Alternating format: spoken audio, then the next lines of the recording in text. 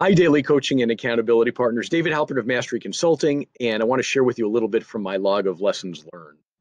So, what's my log of lessons learned, you ask?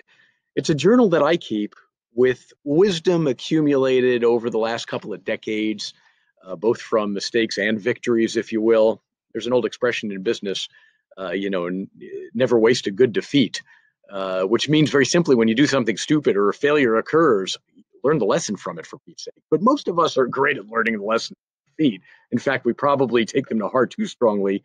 We also have to remember to learn the lessons from the victories and remember how to replicate them. So here are what I'd like to call a couple of lessons learned for you. Ready? Number one, a good market tends to hide mistakes. Yeah.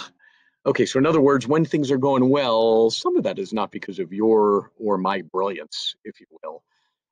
The old expression is when the tide is rising, it carries all ships. And Warren Buffett likes to say when the tide goes out, that's when you see who's swimming naked. So we have to be careful that in a good market, that we expose our own mistakes and take action to protect for the future times ahead. So a couple of those, if you will, recommendations would be this. Number one, you must keep a conservative strategy during the good times because you generally don't know that you're in a bad time until it's too late. Number two, stay lean even if you can afford to get fat.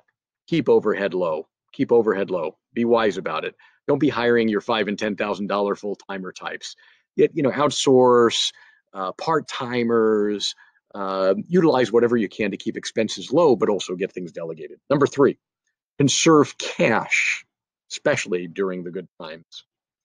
Spending money to look like a big deal is not the same as being a big deal.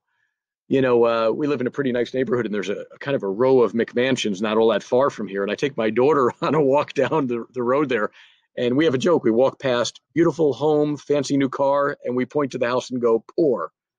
Beautiful home, all upgraded, renovated, beautiful new car, or, fancy, elegant, expensive car. We point to the house and go, poor. Older home, maybe not remodeled for a while with the Fords and the Toyotas in the station, in the garage. We always look at them and point wealthy. You get the basic drift here, right? Spending money to look like a big deal is not the same as being a big deal. Okay, let's go to next one. When the market shifts, you can't cut overhead fast enough. Most people I know are dead before they even got started when the market deteriorates any which way. Okay, final one for you. Fancy offices, hot cars, lots of staff, and high overhead are signs of significance, not success. It all depends on what you want. If you want to show lifestyle, that's one thing, but lifestyle is incompatible with wealth. Okay, let me give you a second sort of great lesson learned.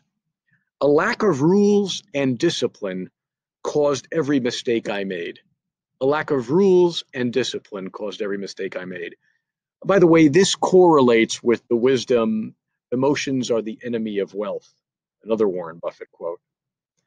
A lack of rules and discipline caused every mistake. Isn't it amazing how we'll make these decisions and take actions and afterwards go, oh my goodness, why did I make that stupid decision? And it always violated some of our basic principles and rules. Why not journal or log your rules for doing business in there, whatever that might mean to you?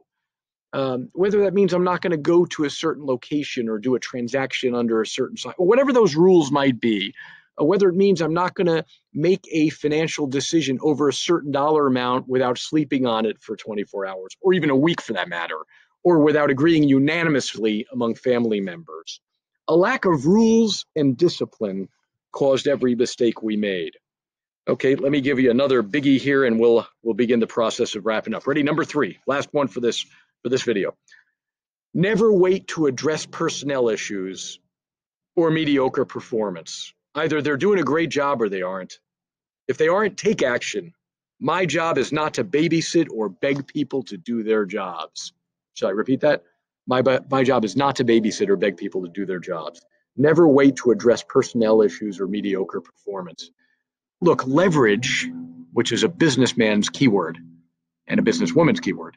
Leverage means small investment, great big return. And if you're spending a whole lot of time with people, or if you feel like you have to invest in there heavily in order for them to achieve a return for you, that's not leverage. And that's not the mantra of a business owner. A business owner wants to make more and work less.